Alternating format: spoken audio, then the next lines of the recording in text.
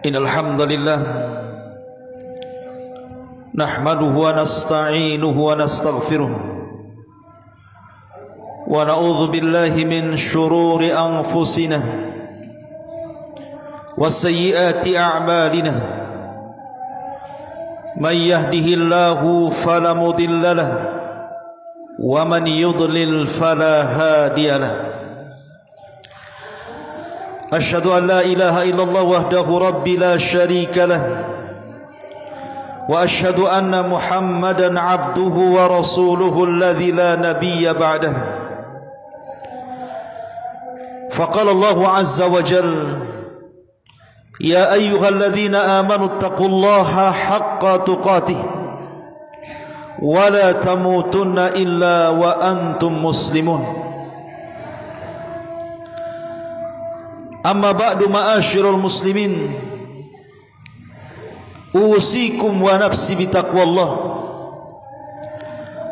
Faqad fazal muttaqun. Fa usalli wa usallimu ala sayyidina Muhammadin wa ala alihi wa sahbihi ajmain.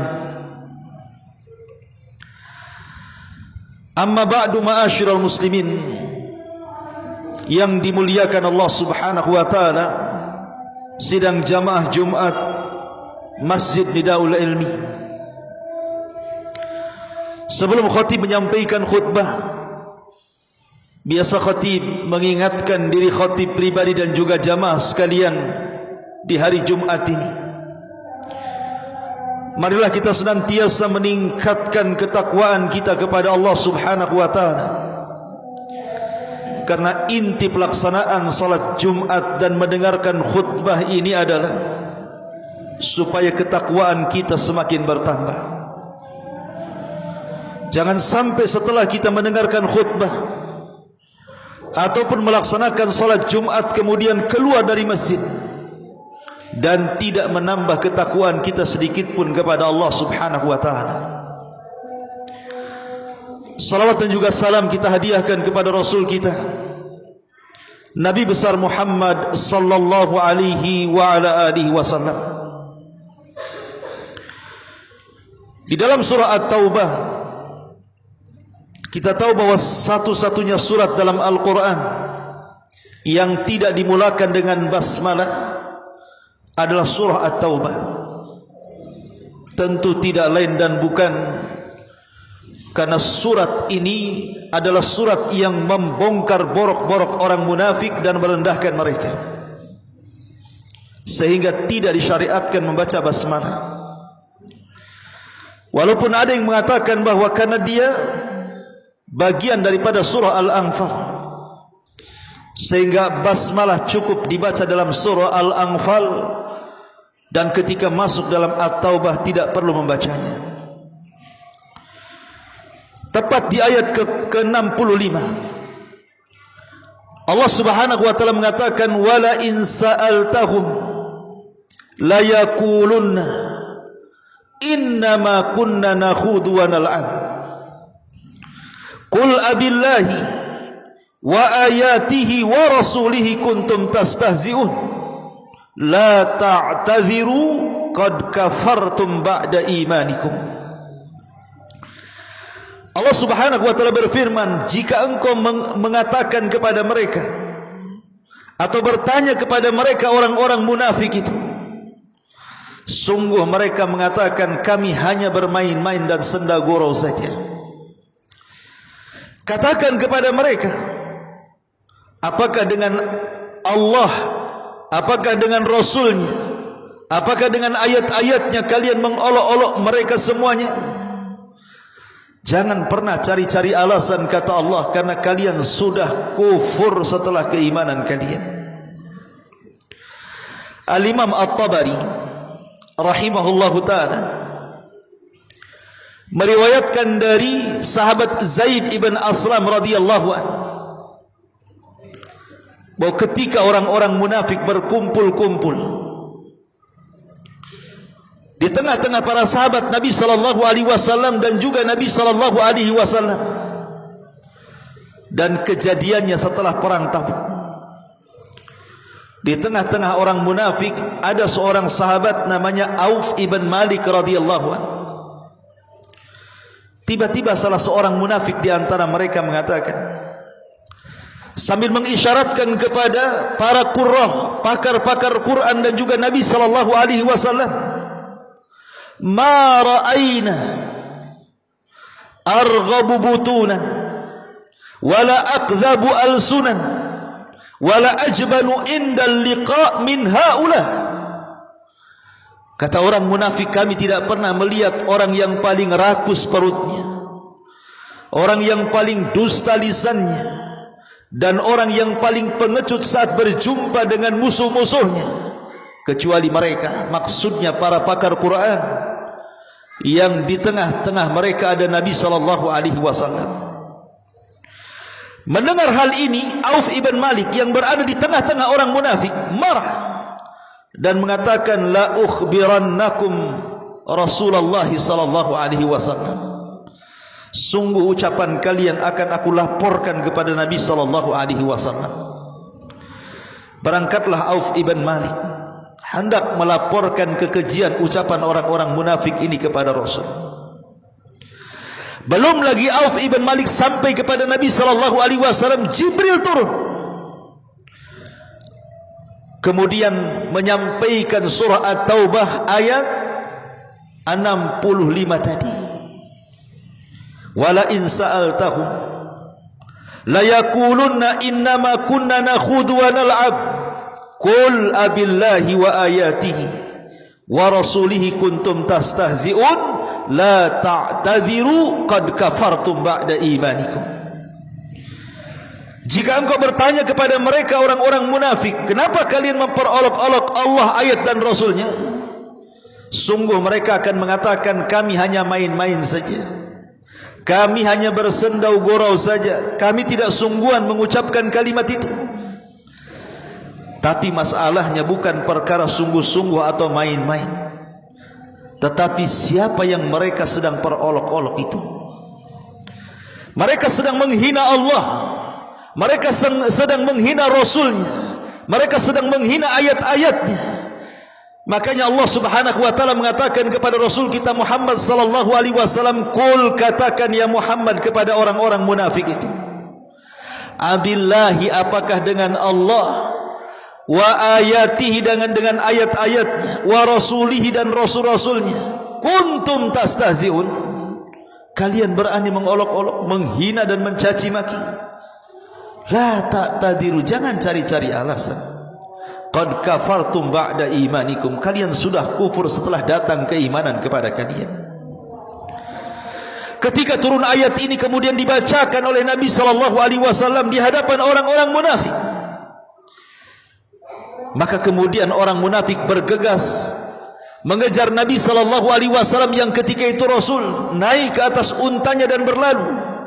Mereka mengejar-ngejar dari belakang unta dan mengatakan, ya Rasulullah, innama kunna nakhudhu wa nal'ab. Rasul, ucapan tadi hanya main-main saja, ucapan tadi hanya sendau gurau saja, kami tidak serius, kami hanya menghilangkan kepenatan jalan kaki karena dari Tabuk ke Madinah itu lama. Tetapi Rasul tetap membacakan, apakah dengan Allah, dengan ayat-ayatnya, dengan Rasulnya kalian perolok-olok? Jangan cari-cari alasan, kalian sudah kufur setelah datang keimanan kepada kalian. Ma'asyiral muslimin yang dimuliakan Allah subhanahu wa ta'ala, dari sini kita tahu bahaya hukumnya memperolok-olok Allah, ayat-ayatnya dan rasul-rasulnya. Di masyarakat kita sering mendengar beberapa orang yang mereka mengucapkan kalimat-kalimat tanpa sadar mereka sudah kufur, bahkan kafir, keluar dari Islam tanpa sadar. Seperti ucapan apa? Yang pertama, menghina syariat Allah subhanahu wa ta'ala, menghina solat dan mengatakan, buat apalah solat itu, capek-capek saja, berdiri, ruku, sujud, ngabisin waktu saja. Bagus kita gunakan waktu solat untuk bekerja. Buat apa puasa itu berlapar-lapar dari pagi sampai sore? membuat lemah badan saja bagus kita makan, atau mencela atribut-atribut Islam, mencela orang yang berjanggut, mencela orang yang cingkrang, mencela orang yang bercadar, atau mencela orang yang membaca Al-Quran, mencela orang azan, dan begitu seterusnya. Maka Allah Subhanahu wa taala katakan, dzalika bi annahum karihu ma anzalallah fa ahbata a'malahum. Tidaklah mereka mengucapkan kalimat ini kecuali karena mereka benci dengan apa yang Allah turunkan kepada mereka. Makanya Allah gugurkan amalan-amalan mereka. Jangan pernah mencela agama, mencela syariat. Karena mencela syariat itu sama dengan mencela yang mensyariatkannya Allah Subhanahu wa taala. Yang kedua, kita sering mendengar kata-kata di masyarakat kita menghalalkan sesuatu yang sudah jelas-jelas Allah haramkan, atau mengharamkan sesuatu yang jelas-jelas Allah halalkan. Seperti orang mengatakan, ketika ditawarkan minum khamar umpamanya, dia mengatakan saya tidak minum karena khamar itu tidak baik untuk saya dan kesehatan saya. Tapi kalau anda ingin minum, ya silahkan saja, saya tidak melarang. Atau dia mengatakan saya tidak berzina karena saya takut penyakit. Tapi kalau anda ingin berzina, ya silahkan saja. Kalimat ini bahaya. Mengatakan silahkan saja minum khamr, silahkan saja berzina. Kalimat yang benar adalah jangan minum khamr karena itu haram, jangan berzina karena itu haram. Karena langsung ataupun tidak, dia sudah mengatakan khamr itu halal, zina itu halal, tapi dia tidak mau melakukannya dan menghalalkan sesuatu yang Allah haramkan atau sebaliknya. Ini kekufuran. Bukankah Nabi SAW sudah mengatakan al-halalu bayyinun wal haramu bayyinun? Yang halal itu jelas, yang haram itu jelas. Kenapa mesti dikaburkan dengan kalimat seperti itu? Maka hati-hati, jangan pernah menghalalkan yang Allah haramkan ataupun sebaliknya, karena ini kekufuran. Atau yang ketiga, sebagian orang menganggap bahwa silahkan saja kalian beragama, terserah dengan keyakinan kalian, merdeka kalian milih agama sesuai dengan keyakinan kalian. Kalau yang mengucapkan ucapan ini orang di luar dari Islam, kita tidak mungkin angkat bicara. Lakum dinukum waliyadin. Tapi kalau yang mengucapkannya orang Islam dan mengatakan bebas mencari agama, anda mau jadi Yahudi, anda mau jadi Nasrani, anda mau jadi Hindu, anda mau jadi Buddha, anda mau jadi Konghucu, terserah. Kalau ada orang yang mengucapkan kalimat ini dan dia seorang Muslim, maka dia telah mengucapkan kalimat kekufuran. Karena Islam sudah tegas mengatakan inna dina indallahil Islam. Tidak ada agama yang paling diridhoi di sisi Allah Subhanahu wa taala melebihi Islam. Bahkan Allah mengancam dalam Al-Quran, وَمَنْ يَبْتَغِي غَيْرَ الْإِسْلَامِ دِينًا فَلَنْ يُقْبَلَ مِنْهُ وَهُوَ فِي الْآخِرَةِ مِنَ الْخَاسِرِينَ. Siapapun yang mencari agama di luar daripada Islam, selain tertolak agamanya, maka dia termasuk orang-orang yang rugi. Kalau kita seorang Muslim, fanatiklah dengan Islam. Jangan kemudian kita membiarkan orang-orang yang sudah masuk Islam diberikan syubhat pemikiran yang rancau dengan mengatakan semua agama sama, semua agama sama, banyak jalan menuju Roma, nanti toh juga sampai di sorga kita, katanya. Tidak sama. Islam ini agama tauhid. Qul huwallahu ahad, Allahus samad, lam yalid walam yulad walam yakul lahu kufuwan ahad. Islam itu agama tauhid. Tuhan kita tidak pernah beranak dan tidak pernah diperanakkan. Tapi orang Yahudi mengatakan Uzair itu putra Allah, orang Nasrani mengatakan Isa itu putra Allah. Bahkan dia satu di antara tiga Tuhan. Bahkan lebih ekstrim lagi mengatakan dia Tuhan. Sama dari mana? Tidak sama Islam dengan mereka. Islam itu agama tauhid. sementara mereka agama di atas kesyirikan dan kekufuran. Jadi kalau seandainya kita katakan semua agama sama dengan Anda redha dengan kesyirikan dan kekufuran mereka, maka kita katakan orang yang mengatakan semua agama sama dan kita bebas memeluk agama, kalau ini terkeluar dari seorang muslim, dia bisa kufur. Ataupun mungkin yang keempat, mengatakan bahwa Al-Quran dan Sunnah, atau boleh sebagian, atau mungkin beberapa ayat dalam Al-Quran sudah tidak cocok lagi. Kalau kita praktekkan di zaman sekarang, itu kan cocoknya di zaman Nabi.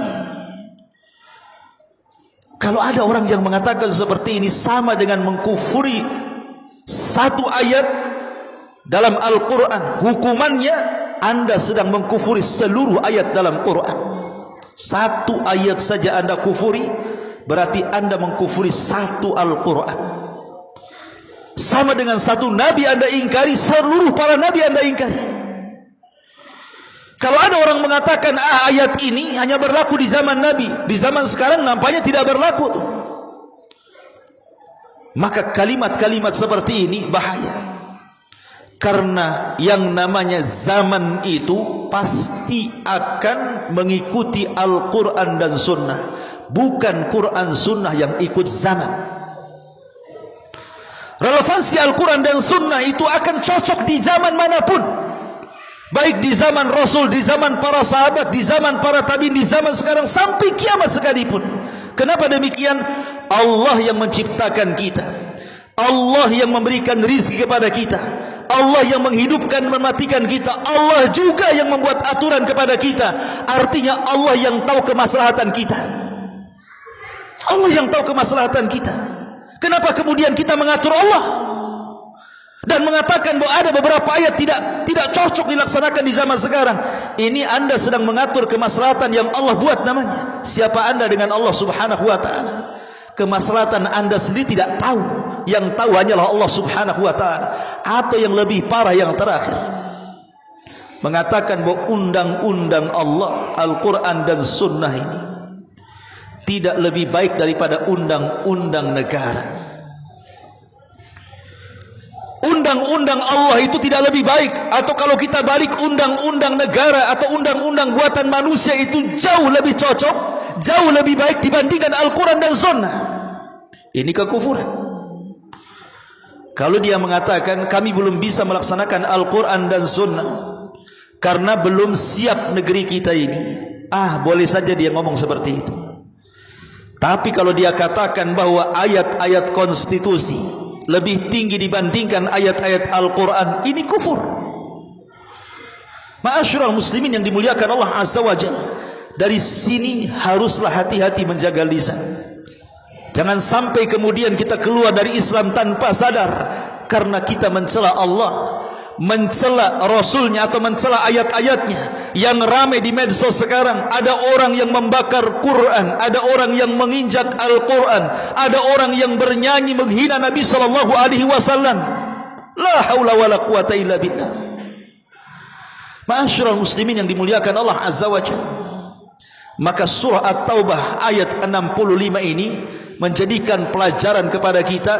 Jangan sampai kita melakukan hal-hal yang tadi saya jelaskan, karena konsekuensinya Allah mengatakan qad kafartum ba'da imanikum, kalian sudah kufur setelah datang keimanan kepada kalian. Aqulu ma tasma'un, aqulu qauli hadza wastaghfiruh, innahu huwal ghafurur rahim.